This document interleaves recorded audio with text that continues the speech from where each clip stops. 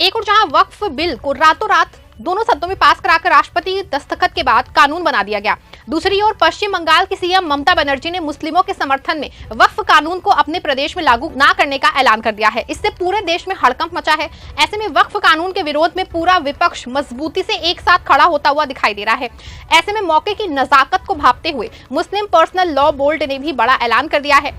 Personal law board का इस बार ऐलान इतना जोरदार है कि एक बार फिर से नीतीश कुमार और चंद्रबाबू नायडू, चिराग पासवान और जयंत चौधरी परेशान हो गए हैं। चंद्रबाबू नायडू तो इतना घबरा गए हैं कि आनंद फानंद में मोदी को चिट्ठी लिख दी है। इस चिट्ठी के बाद माना जा रहा है कि वक्फ कानून को लेकर नया खेल शुरू हो गया है। नए खेल में क्या चंद्रबाबू नायडू पलटने की तैयारी कर रहे हैं? चंद्रबाबू नायडू ने मोदी को चिट्ठी में क्या लिख दिया है और मुस्लिम पर्सनल लॉ बोर्ड ने कौन सा बड़ा ऐलान कर दिया है? ये सब कुछ हम आपको अपनी इस रिपोर्ट में बताएंगे। साथ ही इस पर भी चर्चा करेंगे कि कैसे ममता बनर्जी अपने राज्य में वक्फ कानून को नहीं लागू करेंगी। नमस्कार, आप देख रहे हैं 4 PM और मैं हूं आपके साथ सिमरन। दोस्तों, वक्फ कानून का विरोध पूरे देश में हो रहा है। सेक्युलर दलों में पश्चिम बंगाल सीएम ममता बनर्जी मुस्लिमों के सपोर्ट में सबसे आगे दिखाई दे रही हैं। उन्होंने बाकायदा मंच से ऐलान कर दिया है कि किसी भी कीमत पे वक्फ कानून को वो अपने प्रदेश में लागू नहीं होने देंगे। उन्होंने क्या कुछ कहा है, एक बार आप भी जरा वीडियो देख लीजिए। और माइनॉरिटी लोगों को हम एक बात कहते हैं, देखिए आप लोग को दिल में दुख हुआ है वक्फ प्रॉपर्टी के लेके, आप भरोसा रखिए बंगाल में ऐसा कुछ नहीं होगा जिसमें कोई डिवाइड एंड रूल होगा। आप लोगों ने एक मैसेज दीजिए कि सबको एक साथ में रह के बचना है, जियो और जीने दो। इसके लिए बेसवाल होने का बात नहीं है।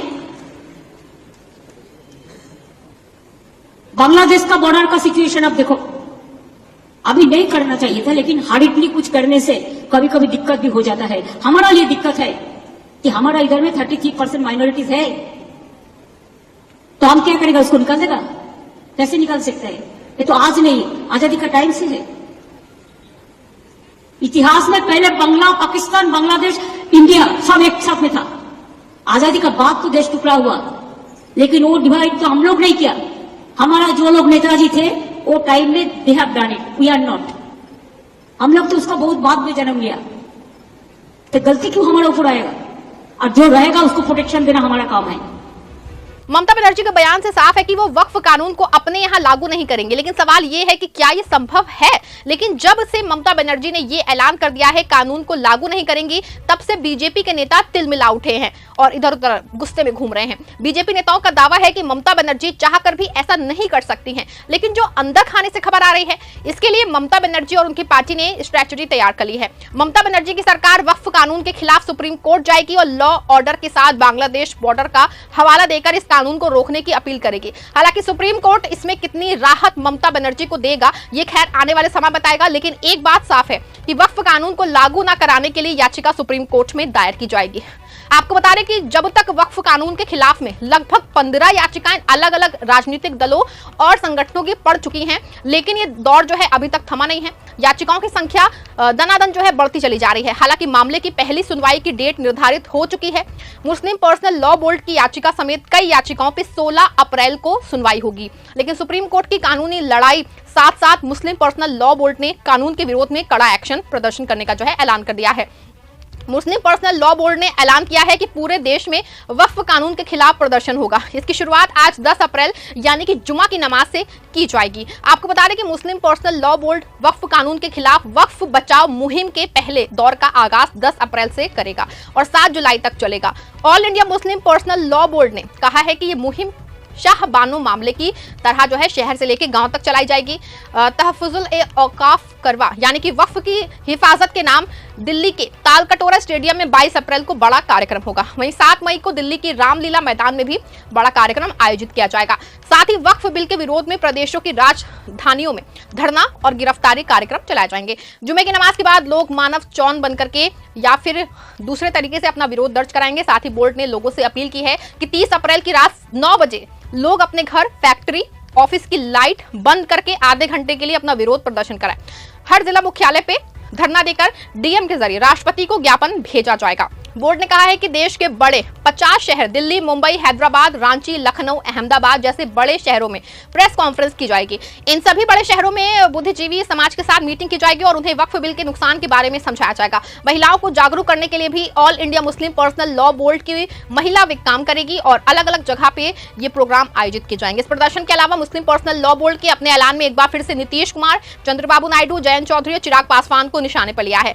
पर्सनल लॉ बोर्ड जहां जहां प्रदर्शन करेगा वो इस बात को पूरी मजबूती से बताएगा कि इन पार्टियों ने मुस्लिमों का वोट लेकर मुस्लिमों के साथ ही धोखा कर दिया है। आपको बता दें कि यही वजह है कि एक बार फिर से पर्सनल लॉ बोर्ड के ऐलान से इन चारों दलों में खलबली मच गई है।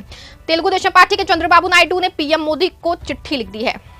वैसे तो नायडू ने ट्रंप टैरिफ के खिलाफ आवाज उठाई है, लेकिन माना जा रहा है कि चिट्ठी लिखने की वजह वक्फ कानून को लेकर गहराया मनमुटाव है। आपको बता दें कि चंद्रबाबू नायडू की पार्टी ने भले से ही संसद में कानून का समर्थन कर दिया हो, लेकिन एनडीए के साथ वक्फ कानून के कुछ मामलों पे एक राय नहीं है। ऐसे माना जा रहा है कि अंदर खाने में पक रही खिचड़ी के चलते चंद्रबाबू नायडू ने मोदी को लेटर लिखा है। दूसरी ओर बिहार में अगर मोदी के बहुत खास माने जाने वाले चिराग पासवान ने मोदी और उनकी पार्टी को हिंदुत्व के मुद्दे पर खुली चुनौती दी है।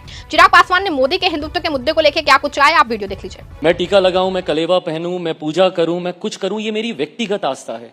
इसमें किसी दूसरे, तीसरे, चौथे व्यक्ति एंड लीस्ट ऑफ ऑल राजनीतिक दल को कुछ कहने का हक अधिकार नहीं होना चाहिए। मैं अपनी आस्था का पालन कैसे करता हूं, मुझे कहां पूजा करनी है, मुझे कहां नमाज पढ़नी है, मुझे किस गुरुद्वारे में जाके माथा टेकना है या कहां किस चर्च में जाके मुझे कैंडल जलानी है, ये मेरी व्यक्तिगत आस्था का विषय है। ए, आप कोई नहीं होते मुझे बताने वाले। बी, नहीं बोलना चाहिए। बड़े विषय हैं, बड़े एजेंडे। रूबिका जी, मैंने पहले भी ये बात बोली थी, मुझे तकलीफ इस बात की होती है अगर ये विषय नहीं हो तो हम लोग एक्चुअल डेवलपमेंटल इश्यूज पे चर्चा करेंगे जो होनी चाहिए। Today you have called me here as a खाद्य प्रसंस्करण मंत्री, food processing minister. You should be asking me what have you done past 6-8 महीने में, आपने क्या किया अपने मंत्रालय में। देखा आपने, चिराग का साफ साफ कहना है कि बीजेपी के धर्म वाले जो मुद्दे से किसी तरह से वो असहमत वो हैं। आपको बता दें कि वक्फ कानून के बाद चिराग पासवान लगातार ऐसे बयान दे रहे हैं जो उनको बीजेपी से अलग करता हुआ दिखाई दे रहा है। ऐसा माना जा रहा है कि बिहार विधानसभा चुनाव से पहले चिराग कोई बड़ा फैसला ले सकते हैं। आपका इस पूरे मामले में क्या मानना है कि चंद्रबाबू नायडू और चिराग पासवान का बदला रंग वक्फ कानून के समर्थन में कुछ असर दिखा पाएगा या फिर नहीं? क्या मुस्लिम पर्सनल लॉ बोर्ड के प्रदर्शन से मोदी सरकार कुछ नरम पड़ेगी या फिर नहीं? अपनी राय कमेंट में बताइएगा। इस खबर को लाइक और शेयर भी जरूर करिएगा।